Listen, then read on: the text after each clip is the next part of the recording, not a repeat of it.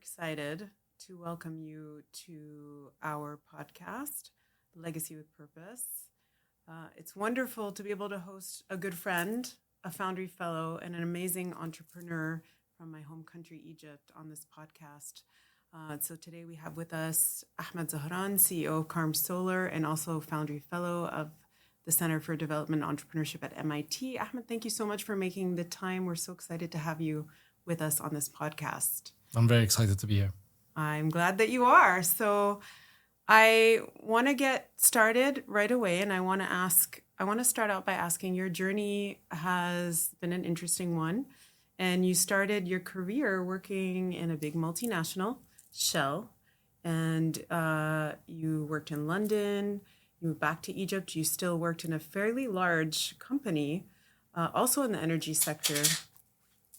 But at some point you made a decision to step away from stable, big corporate job, and you decided to start your own company called KarmSolar.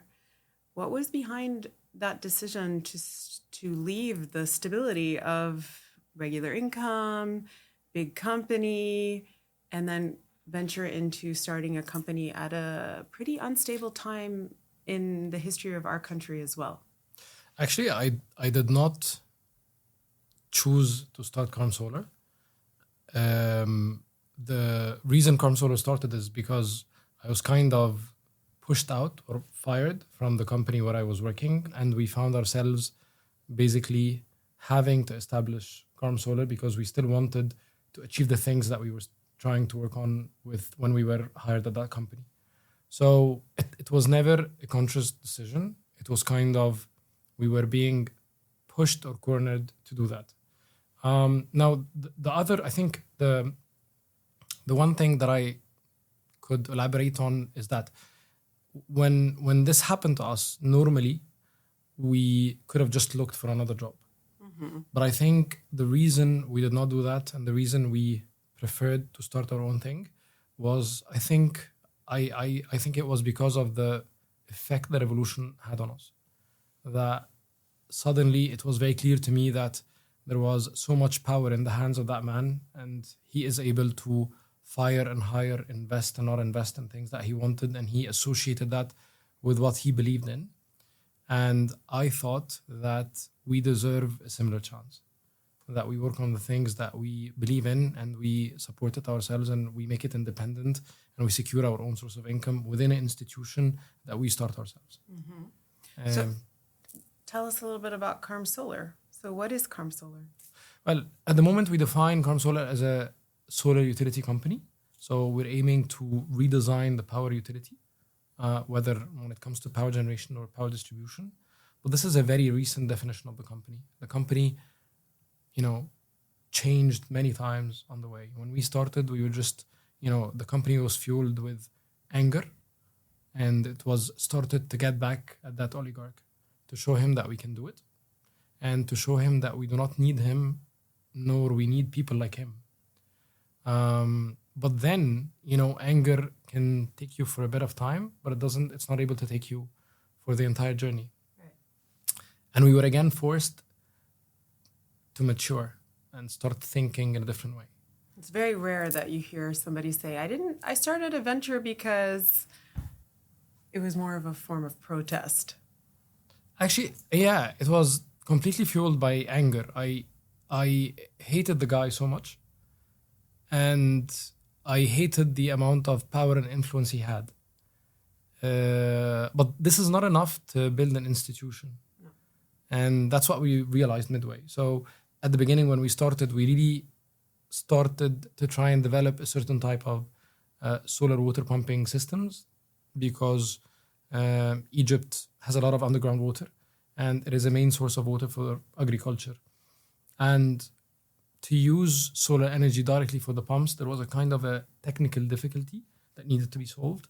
And we managed in solving it with a patent. And that was the beginning of the company. And then we started really developing our business model. Instead of selling solar systems, we started investing in solar stations and selling power to the private sector. And then we started working on power distribution as well through investment in power grids. And then we started integrating power generation and power distribution. All through solar? Well, the plan is for all the grids that we're managing is that you would get to solar penetration that is 100%.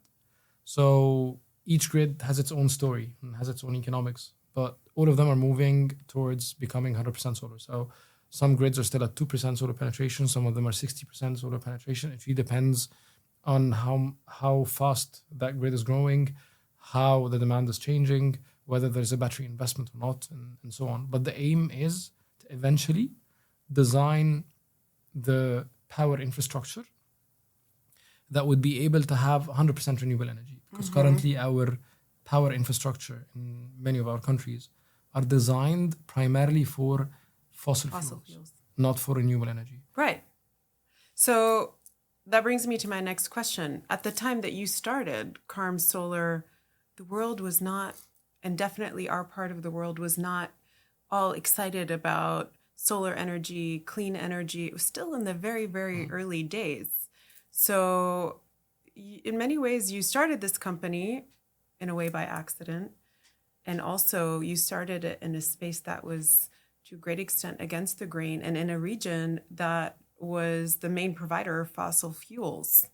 So how did you manage to stay the course to get to where you are today with such a difficult beginning where there are so many things moving against you, whether it be politics, whether it be that clean energy was still not the obsession of the Arab region,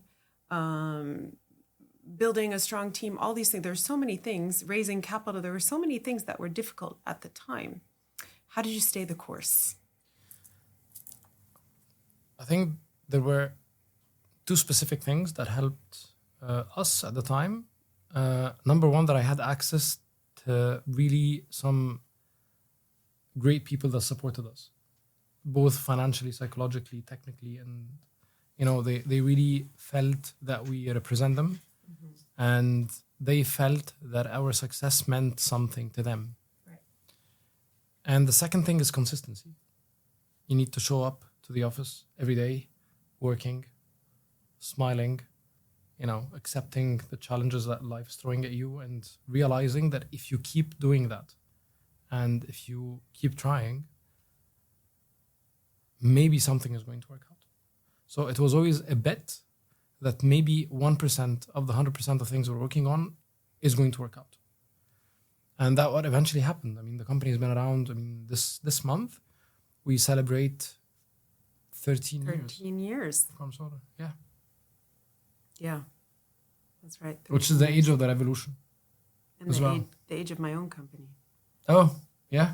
So many of us started companies that year. Yeah, exactly. It was the birth wave. year of many companies, for That's sure, in Egypt. And that's one of the main things that the revolution did to the country that I'm still very proud of, because I still very much belong to that revolution and what it represented to me and to many other people like me. Yeah. I really love this idea of consistency and just keep on showing up. But it's not always easy. So I still have to say, what did you need to tap into to just keep showing up for your team and for everyone? Because it's not always easy to do that in the face of multiple obstacles. What do you think that you have that allowed you to do that? I have a cause. And I think having a cause is something that provides you with the energy and drive to do anything. And I only get to live once. So if I don't use my life, my time on this planet to work on the things that I really love and believe in, I'm not going to get a second chance to do that. And I believe I was created to help with a specific cause, and I'm there to do it. And I think that what makes me quite happy to go to the office or to the site every day. To believe in something bigger than yourself. Yes, and I do not measure my success by achieving anything during my lifetime. Right. I think that a lot of the things that we want to achieve require time that is more than our lifespan. Yeah. So we won't likely live to see it. But it doesn't matter. Yeah. So I don't care if I die defeated, as long as what I believe in lives to succeed or win one day. Yeah. And that's the thing that I think is very important, that we, there's always this pressure from society for the instant gratification, seeing the fruit of my work Right now. Yeah, or during my lifetime. As opposed to be in it for the long. Exactly. It took me a lot of time to train myself not to be influenced by that. Yeah. Because, listen, we come from a place where problems are quite complicated and they will take a lot of time to be solved. And not one single generation will be able to solve all of them. But someone has to start. And someone has to start who's not addicted to achievements. So we have to be addicted to patience rather than addicted to achievements. Yeah, it's interesting that you say that. A couple of weeks ago, I had a podcast with His Excellency President Masisi of Botswana, and we talked about the meaning of leadership, but also specifically that ego has to be let go of when you are in the business of service or achieving something that is bigger than yourself. It sounds like you would agree with that. Very much so. There's a king called Mina Narmer. He's the founder of Egypt, basically. Mm-hmm. So he's the one who, before there was Egypt, there was the Kingdom of the North and Kingdom of the South. And he unified them and created Egypt and the first central government. And I'm sure not many of our audience would know that. So that was around maybe 6,000 to 100 years ago. Mm-hmm. And Mina never saw the pyramids. He knows nothing about them. But it is because of his work that the pyramids eventually happened. And that's, I think a lesson that I learned from, that you have to be, connected to what you want to achieve and disconnected from when is it going to happen. Because many of those things, especially if they're of a high impact, you just need to create the grounds that would allow the people that come after you to carry on with what you're trying to do. So maybe I will not live to see 100% solar grid, but I want to get it as high as possible so that the people after me can take it 100%. And maybe that's what leadership is all about. I think leadership is about that plus many other things. Because life is very difficult and we are created to have a lot of fights and struggles in life. And I think the most difficult thing in life, and that's what leadership could help us with, is gaining wisdom. Mm-hmm. And I think wisdom is a very difficult thing to achieve. And it is my hope that one day I'd be able to be, to be wise. And I think that, one of the main goals of leadership should be achieving wisdom, because wisdom helps you understanding others, helps you getting to where you want to go, but also it helps you in building a community, building, a structure of ideas, a structure of, human beings, a structure of systems that allow humanity to prosper and reduce the injustice, the inefficiency, the waste that exists today. Yeah. Well, I want to talk about something a little different. Rumor has it that you have very particular views about recruiting talent and retaining talent. And I would love for you to share your own philosophy around talent recruitment, but also retaining talent. And as a result, how that translates into culture within an organization. I think that, talented people like to belong to a cause. and like to understand how their work is going to be impactful on their societies and on the people around them. And I truly believe, and I mean, from what we've seen at KarmSolar, it is important that the people you work with really understand the impact of what they're working on. It's not just about the money, it's not just about the financial compensation, and it's not just about the career development. It's not about the title, it's not about those things alone. It's about what are we trying to build and why are we building it. It's about the cause. Why does this place exist? Why does that place need me? And how can I use that place, this place where I'm working, that institution, to make life better for others and for myself? So it is about the accumulation of knowledge, accumulation of value. And I believe that it takes a lot of time to find those people who are willing to, to work with that work mode. And I believe that it takes a lot of time for people to really understand what their cause is. We sometimes, think that we're born with a cause. It doesn't work this way. And talented people are the ones who understand that it takes time to identify with what we align with and what we want to achieve in life. And I believe that it is the job of any institution to provide the platform for people to achieve what they want to achieve. Exactly. And if when you have an organization that has that as as the core of what they're working on, you're usually able to attract talent that are normally only available for way bigger organizations that are offering much more attractive financial compensations. But we don't have as much money. Yeah. And our people work in very difficult places. But still we're able to attract that type of talent. And I think the core reason for that is the cause that they belong to when they work on those things. And maybe the passion that you have for it.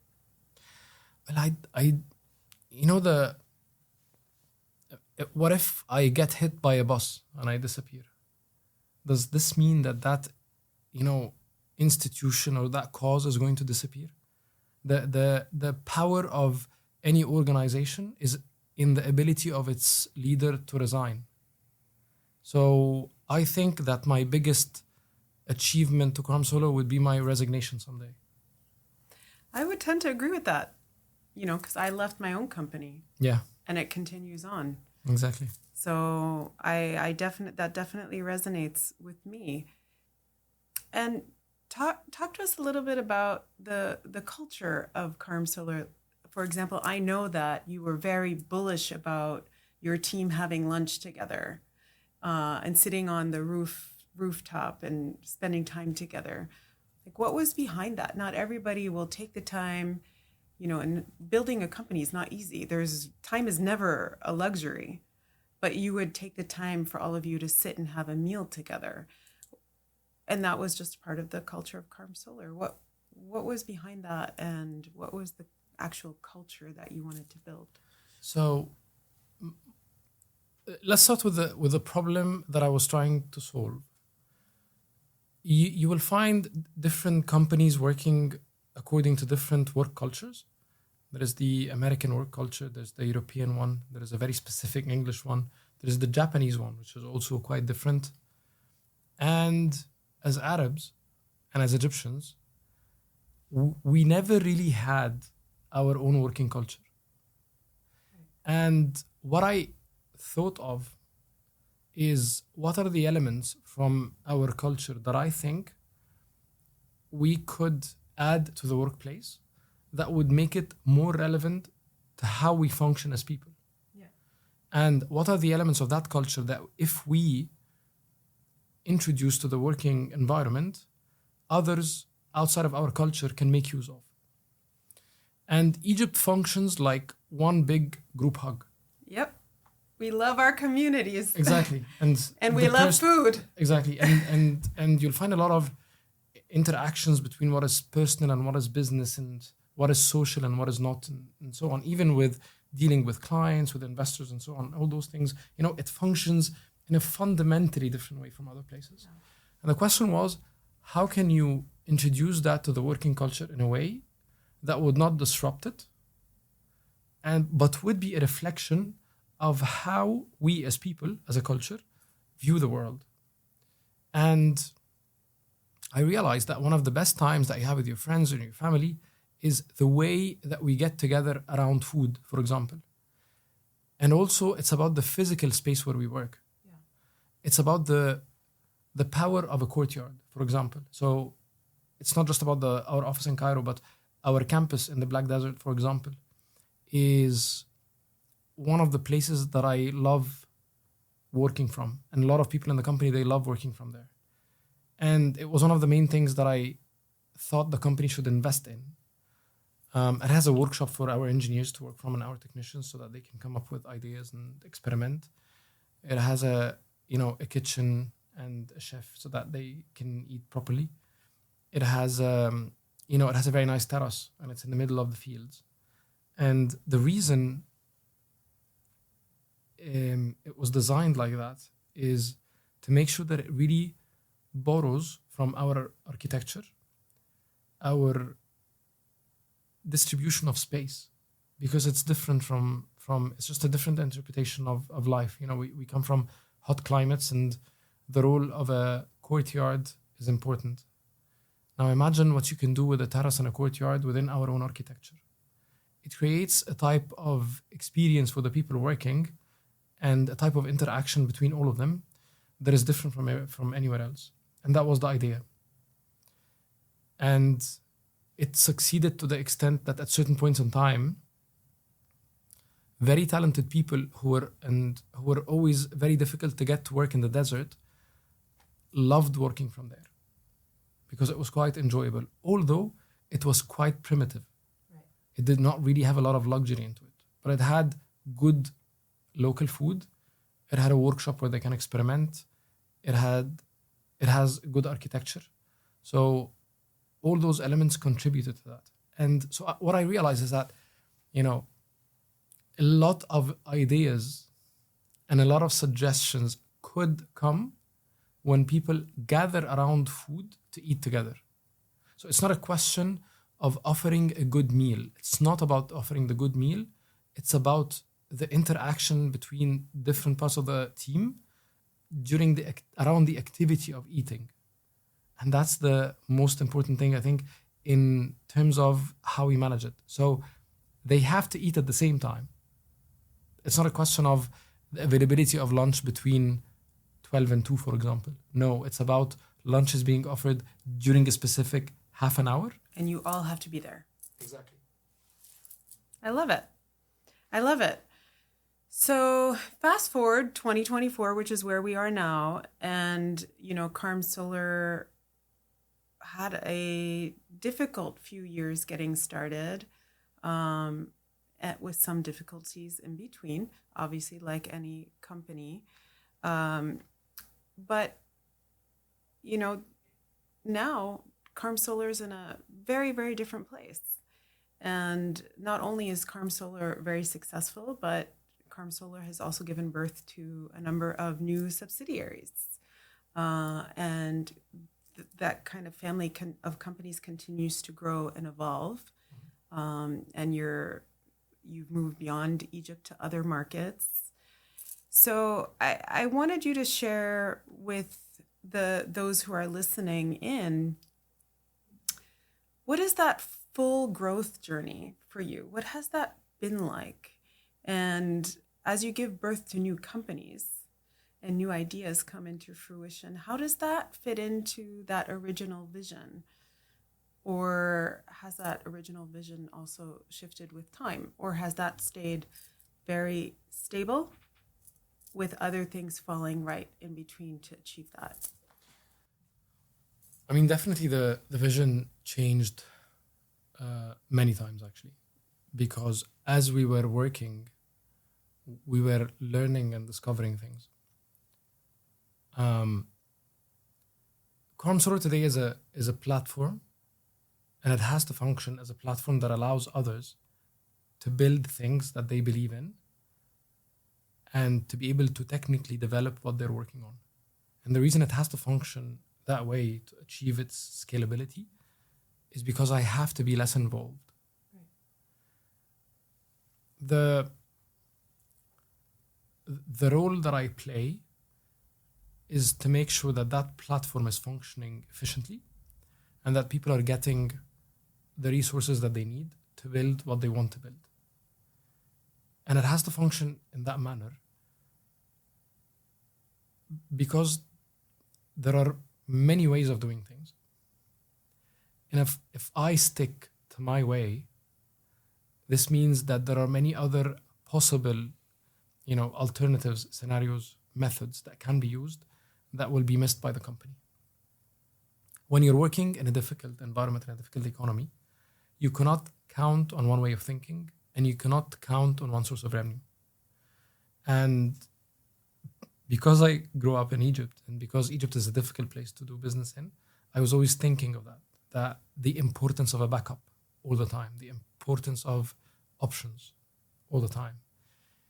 And that made me and the management make sure that different methods by different management teams or managing different companies can be implemented and that we can support them and accept that people can do things in a different way. And we only intervene if they need support, if there are certain problems that are happening, if they're facing certain challenges that they do not know how to deal with, or if certain things require certain type of experience that they don't have. But in general, they are left to do things the way they want and to grow their own businesses within the umbrella of what KarmSolar is. And that really what enabled us to diversify our sources of income and survive those difficult times, especially after COVID. And allow people to evolve and create their own things. Yes. Which is because I mean... not necessarily a common model, right? I don't know if this is a common model or not. Please remember that most of my learning is from trial and error. Yes. I did not really get... As with most entrepreneurs, right? That's a part of the entrepreneurial journey. Exactly. So I don't know what happened out there. The reason I do things like the fellowship and other educational activities that I engage with is I try to find out what is out there and what can be used to minimize the impact of trial and error, because at the end of the day, trial and error has an impact on the organization. Yeah, for sure. And it's always better to try and discover things so that you can reduce that impact. But again, I really learned a lot from how others within the company manage their part of the business, how they look at things. I really learned from our board and how they look at things. There's a lot of beauty in diversity. Definitely. And previously, I was not like that. Yeah. I was very specific and particular about how things should be done. And I always felt that I have to impose that on everyone. And it took me, again, a lot of time to realize that... doesn't always have to be done my way. Yeah, and that's not how you're going to scale. So that's right. You have to guard governance and efficiency and provide that for everyone. But they have to try and do things their own way because they might reach a better conclusion than yours. And it's the survival of the best ideas.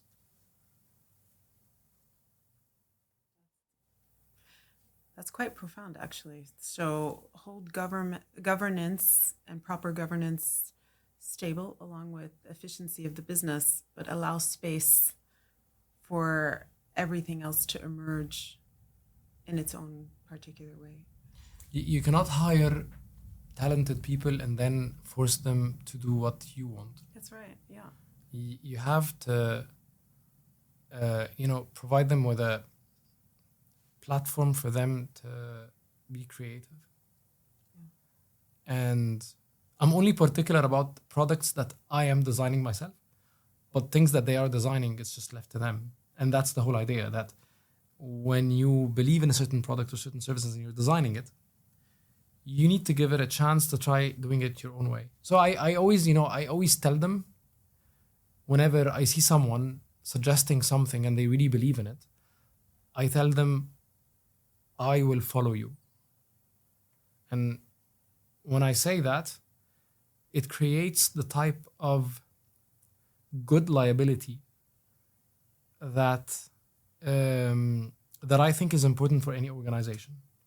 So there is a difference between saying that I approve something and saying that I will follow the person. When you say that you will follow the person, they become more responsible for what they are doing, and they will start assessing it and scrutinizing it in a better way. Because you gave them ownership. Exactly. Mm-hmm. And because they feel liable to you and the rest of the company. Mm-hmm. But when you approve things, I see it as it's not about approving or disapproving. It's about following good ideas. Right. And allowing them to evolve. And prosper. Because we are working in a poor country with a lot of trouble and challenges. And when you are working, to put it mildly. And when you're working in such circumstances, you really need every brain cell. Mm-hmm. And if you think that you have the solution alone, you would probably drown. Yeah. But if you make sure that others are engaged and are trying and are doing their best to help, and that they understand the responsibility of their participation, your chances of succeeding, I think, are going to be higher. Yeah. Very fair. Well, you brought up the fellowship and the fact that you're a Foundry Fellow, and during the fellowship, you were introduced to this very out-of-the-box and not very traditional framework that we call adaptive leadership. And the impression I got from you is that this framework deeply impacted you. Yes. And the question I have is, why is it that this particular framework of leadership impacted you? And why do you think that it's important for the center to continue to spread this particular approach to leadership within the context of the Arab region and Africa more broadly? The problem with people like me is that we know how to talk and we know how to pitch. And that is sometimes a double-edged sword, because we can say a lot of bullshit and it will appear as if it's concrete and logical. And sometimes you do it without intending to do it, because we were conditioned to do it. When you're fundraising, you have to get the money in. When you're encouraging and motivating people, you have to say certain things. And sometimes when you're good at doing that, you miss the real problem. And that is one of the profound things about adaptive leadership. The fact that there are certain challenges called adaptive challenges that require the change of the system, or the change of the way of thinking, or the change of the framework. But when you become so good at gaming the system, you get addicted to what we call technical solutions that allow you to navigate the corrupted system or the corrupted framework or mode of thinking that the company needs to change in the first place. So really the thing that I love the most is, for an adaptive challenge that requires a paradigm shift, you have to come up with an adaptive solution. But for an adaptive challenge, if you come up with a technical solution, that just doesn't make sense. People like me fill the air around everybody else with how we talk and what we say. And you can have a lot of meetings with a lot of ideas and suggestions and so on. But because we're able to do that, sometimes we miss the point. We miss the main challenge that we have to be dealing with. Which because doesn't it's much really easier. have an answer. Exactly. And why you need an adaptive solution. Exactly. So sometimes So when for you those who are listening who may not know the framework, right? The adaptive challenge means that we don't really have an answer or a known solution. Exactly. And that requires time, because that means that we need to come up with a new solution, something that has never been introduced before. And if the solution was there, then it would be a technical challenge with a technical solution and everything would be great and we wouldn't need someone, yes, right? and because you can Or we wouldn't need leadership per se. You would just need a good manager Exactly. who understands the technical part of it, who can take that problem and provide the technical solution because they have that expertise and be done with it. it's exactly like how you market an unhealthy McDonald's meal versus a really healthy meal that takes a lot of time to cook. And that is what technical solutions are like. And because we can do a lot of marketing around technical solutions that are not necessarily doing that paradigm shift, it's much easier to sell them to the team and get them to work on things that are not really changing the reality of how we're working. And adaptive work takes time and takes a lot of effort. And a lot of resources and a lot of brainstorming and a specific type of interaction between the people involved in finding that solution. Mm-hmm. You know, one of the main things that I learned from the fellowship as well is how to uncomfortably work with others. Because we always think and we always aim for that comfortable working setup where we are all getting along. Exactly. And all is easy and easy flow, whereas a lot of the magic happens in the tension. Exactly. And one of the main things that I was always looking for before the fellowship, because it's a question that I always had, is how can we learn how to fight within the context of where we are working or where we belong, to make sure that we reach the best conclusions possible or the best suggestions possible. In Egypt and in general in the Arab world, the first fight is usually the only fight and the last fight. And people just split. Well, I don't think that's in Egypt alone. Tension is uncomfortable. I think the Arabs have an expertise on that. But what I'm trying to say is that I was always looking for how, if there is an academic way of learning how to fight and how to uncomfortably work with others and be outside of your comfort zone, but still achieve something.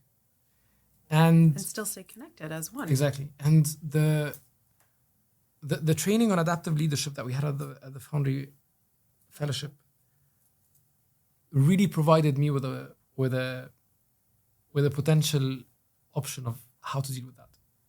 And I actually started using it. That makes us happy. Yeah, that's actually where I came up with I will follow you approach. I only started using it after the fellowship because it is based on that I do not have to be leading everything. The whole idea of leadership is everybody not practicing can do it.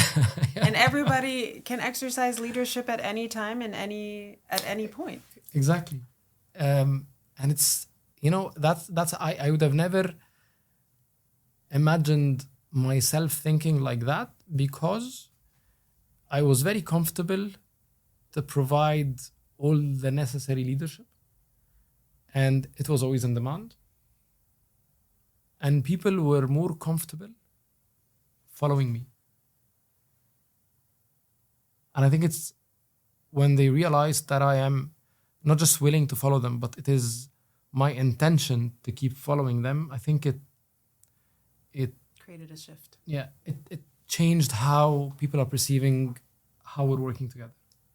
Yeah, that makes me very happy to hear. Yeah, it has become a very scary statement. Whenever I tell anyone that they're like, I need to take ownership now. The light's on me. Yeah, I get that.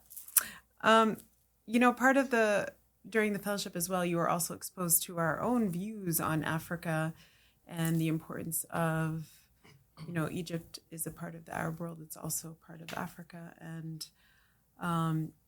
at the center, we talk about there was Africa pre-colonial times and Africa during colonial times and Africa in a post-colonial era, and where We haven't seen the third one yet. well, we've seen We're still we've during seen the colonial the time. rise of political independence. What we have not seen is true economic liberation. I don't differentiate between the three. Well, I would agree with you. I don't necessarily differentiate, but for the sake of the world, I think, in the eyes of many, Africa has achieved political independence, but we are still very much trying to find our way towards economic agency and sovereignty. And at the center, we have this deep belief that entrepreneurs are extremely important to the achievement of economic agency and sovereignty within Africa. What are your own thoughts around the importance of entrepreneurship and entrepreneurs to creating economic agency within countries like Egypt and beyond? Entrepreneurship is a form of resistance. It is a way of fighting stupidity, inefficiency, corruption, and the oligarchs. The world is missing our interpretation of the world and our interpretation of life. And we have so many colors that the world has not seen yet. And I think that this will be only achieved if there is a true and sincere decolonization of Africa and the Arab world. And not just Africa and the Arab world. I think this is a thing that connects Africa, Arab world, Latin America, Asia. I'd Many call them countries have been a part of this journey. I'd call them the unfortunates of this world. And the beauty of entrepreneurship is that it allows you with very little resources to fight against the powerful and show your point of view. And although we have a lot of resources in Africa, we don't have access to them. So there's a difference between having a resource and actually having access to it. And because of a lot of power struggles and political issues and so on, we were cornered in a way where we do not have access to our own resources. And I think what entrepreneurship is providing us with is the tool to resist and change all of that. Because entrepreneurship teaches you and allows you to use the very little resources that you have access to tap into the bigger resources that you're not allowed to touch. And it allows you to outsmart the power hungry, to outsmart dictatorship, to outsmart colonialism, imperialism. Yes, definitely. And I think it's going to take a lot of time. But I think that we are creative people. And I think that the hardships that we had to go through and the number of things that we had to struggle with on daily basis while growing up has made us interpret the world and see it in a fundamentally different way from others. The way we are able and willing to confront things that are usually disruptive in many places is higher than what you would find in Europe or America or any other developed country. And I think this is our passport to a better life.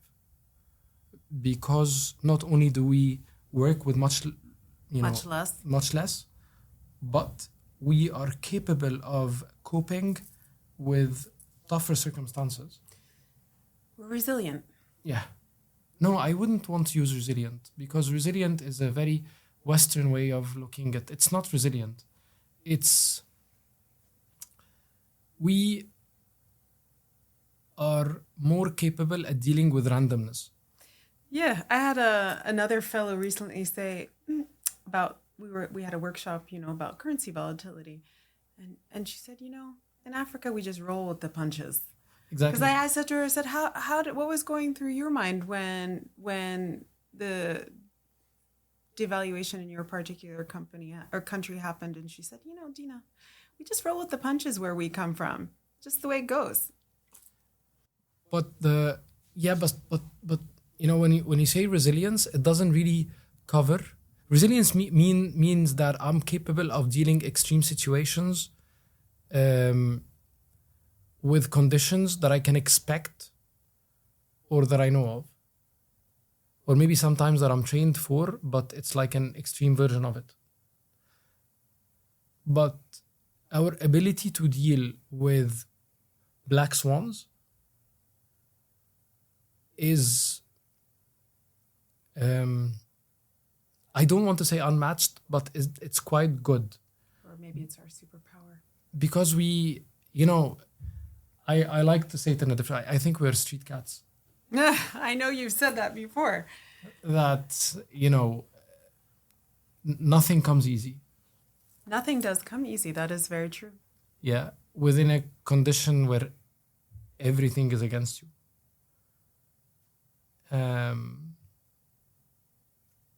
Yeah. And in spite of it all, we continue, right? Yes. Yeah. I don't know. Maybe the word, I often say that there's this word called resilience, and then there's this idea of emotional resilience. And when I say emotional resilience, I mean it in the face of multiple struggles. You do not fall apart. You don't bury your head in the sand or go into a deep, dark depression. It's more that you are able to push through the difficult moments and manage your emotions in a way to allow you to keep taking one step forward in front of the other. I have never seen that, as much as I have seen that in my own country or in countries like ours. Because you cannot afford that 10 minutes of crying. Yeah. In many ways, it's very true. I mean, you just simply cannot afford it. There are a lot of people dependent on you. You have a lot of commitments. You have to be always capable and ready to deal with unfamiliar situations, unexpected issues, and still grow. Because it's not just about survival, by the way. It's about growing within that context and within those circumstances. Mm-hmm. And I think this is the thing that this is the value that we have to offer the world. Mm-hmm.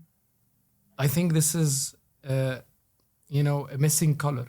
Yeah. That if people see in us and what we are trying to build and what we're trying to do, that they might like and they might adopt some of what we have. Just like music, So African music is the cool thing now. But it has an impact in other types of music that are not necessarily related to African music today. Yeah. But people got a chance to see it, try it, and integrate it within what they built. Yeah, that's right. But they haven't seen how we work. And they haven't necessarily seen how we solve problems. And I believe if they get to see it, and if they get to assess it in a comprehensive and sincere way, that they have something to learn from us. We're always perceived as inefficient and lazy and, generally behind. And although this is true from a technical point of view, and although we are far behind in terms of human development, which is true, and we're poor, and we have to admit it, and we have to acknowledge it so that we're able to deal with it. But we have a lot of values, ideas, ways of doing things that are relevant to the extreme conditions, unfavorable conditions that we're going through, that are going to help us in not just solving it, but offering something to the world that they can also make use of. And I know that this is necessarily going to happen during my lifetime. But I know that the work we're doing today is going to have a contribution to what our people are going to achieve 200 years from today. Yeah, or hopefully sooner. I have to ask you, you have become extremely famous amongst your fellow fellows at the center and amongst many people who also know you with this term entrepreneurship is resistance. But you and I have been friends for a very, very long time, but I've never actually asked you, how did that phrase pop into your mind? Because I always think of that oligarch that I think we got it from here. We get it from here. No, it's that anger developed into that, I think, more sustainable way of understanding the world. So I realized that what is better than anger is understanding what I have in my mind to deal with the situation. He was actually, after we got fired, he was actually calling some of our potential clients, telling them not to work with us. He was calling some of the people who were willing to invest with us, warning them from and threatening them not to invest with us. And I didn't really understand why would someone who is 70-something years old, and I was like 31 at the time, do that. Really, I kept thinking, it just didn't make sense to me, especially in the way our culture works where, I'm very young, he's very old, he's very powerful, I don't have any power in my hand. Why would he have an issue with me? And I realized it's the problem of obedience. It is really about obedience. So the first thing that comes to mind when you feel how the person in front of you wants you to be obedient about something where they don't have the right to require or ask for that obedience, that there has to be resistance to that. And I realized by the work that we are doing and by the institution and the company that we're building, it is resisting that. And that was the way that anger was changed and developed into the understanding that it's resistance. Yeah. So it is one form of resistance that some people can use to change the reality of themselves and of the people around them and of their community. Hey, people like me were not allowed to have companies like KarmSolar. And they were not allowed to think the way we started thinking in 2011 when the revolution happened. And I know that because I know myself and how I thought before 2011. And as I told you, I would have never thought of starting a company. I always viewed myself as the best employee ever. And there's nothing wrong with being an employee. It's just about the mentality and how much risk you're willing to take. And I am so upset, like really upset, that I was made to think like that. And I think it was not fair. I agree with that. So I think, and that's why it is resistance to those types of thinking. And the fact that some people in certain societies feel that they have the right or they have the ability to force others to act or think in a certain way. So entrepreneurship allows you and provides you with the platform to resist and enforce your version of doing things, Yeah. But it takes time. I mean, it takes a lot of time, obviously. Yeah. I do feel you on many levels. I want to ask you a couple of more personal questions because, you and I are both Egyptian, and Egypt has gone through many difficult times. But there's something really wonderful, beautiful about the Egyptian, or I would say about you in particular, is that in spite of some of these challenges and things that frustrate us about state of the country and so forth and so on, you have this deep love for your country.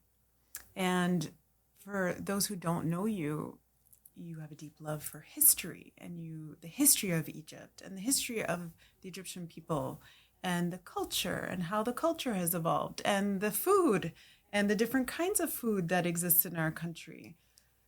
Where did that love come from? Did it come from your family?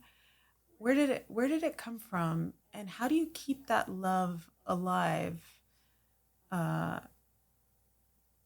you also have some feelings of anger as well?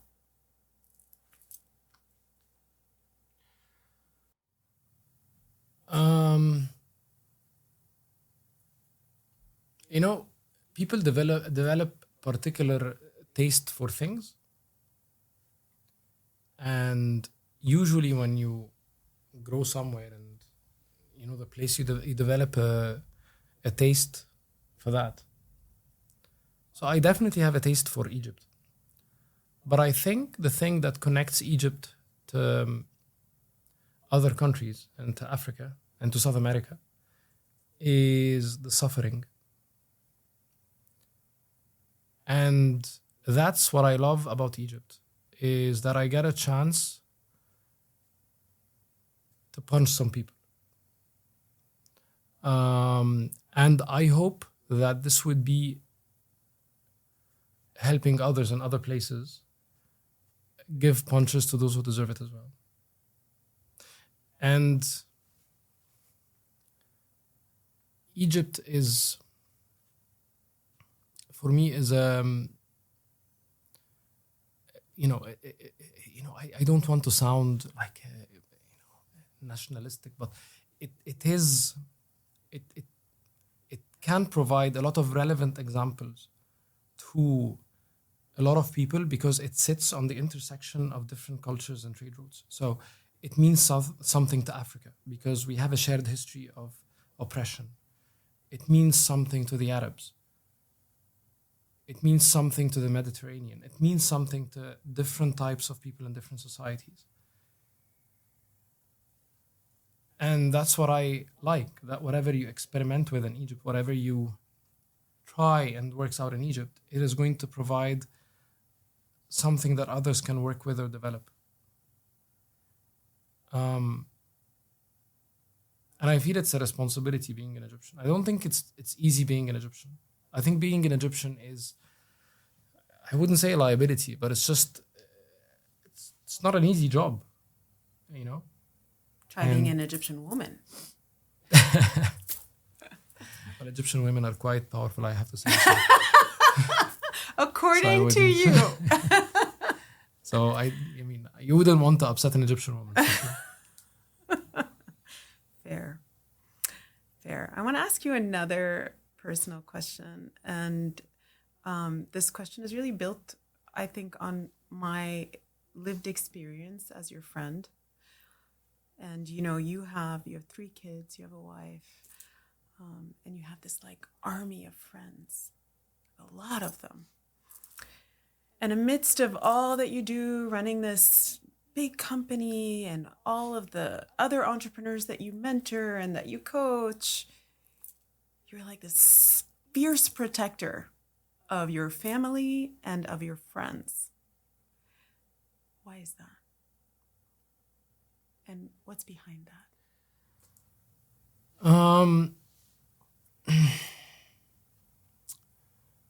When you are living in a shitty neighborhood, that's what you have to do. Because like your friend said, you don't know where the punches are coming from and you have to roll over with the punches, every day. So the social depth is something that means a lot to me.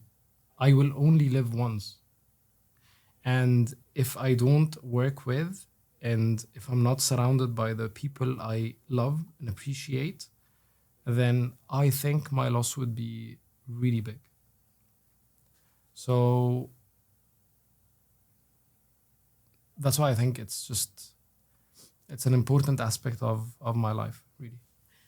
Now I feel like the next time you say, don't go to sleep early, come spend time with me when we're in Soma Bay next, I'm not going to be able to say no. Yes, because we don't know when are we going to die. It's a fact of life. And A lesson we both learned very yes. well.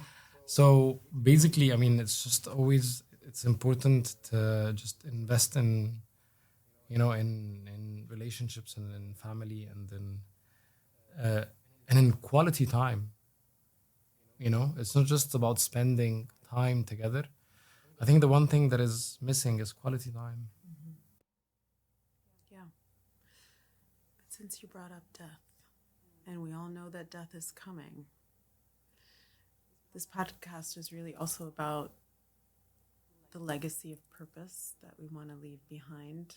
And I would like to end with this one simple question. When you leave this world, what do you want your legacy of purpose to be? That people would say that I just tried hard. I'm not interested in success, really. I mean, it's a very long-term thing that outlives us. I'm more interested in building the infrastructure that would support us and others and allow someone to succeed someday.